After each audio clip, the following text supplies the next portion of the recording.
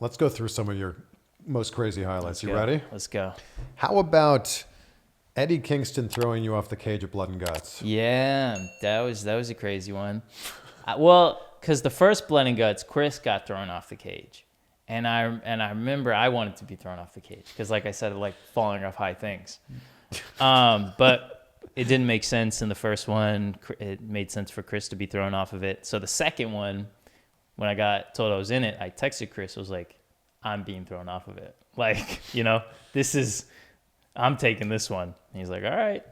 And it almost didn't happen because the day before we went there and the doctors were like, yeah, no, this is too high. And the tables, like they had to build a thing so it's like it was a little less high.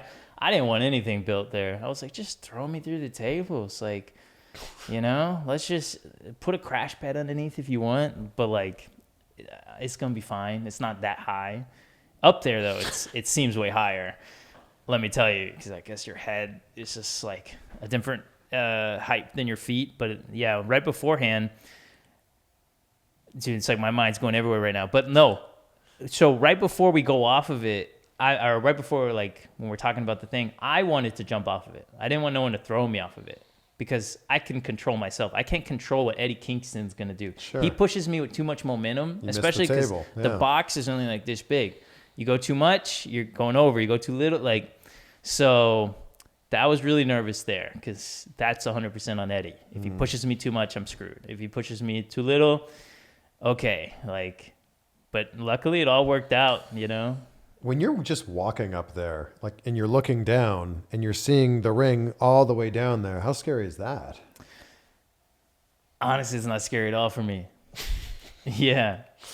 I had Ty go up there though. I was like, come check out where I'm going to jump off of, and she was not a fan of the height. Well, most people wouldn't be. Yeah. No, I mean, I just always want to do something cool. I remember when I was a fan watching cage matches, like I always would see like steel cage matches and I see Jeff Hardy jumping off of them or whatever. And it's like, that was what would excite me as a kid. So I'm wanting to do something that if I'm a new fan watching, it's like, oh, this is crazy. This is badass. What is this AEW? I want to check it out. And you're one of those people. I don't know how can you outdo these spots?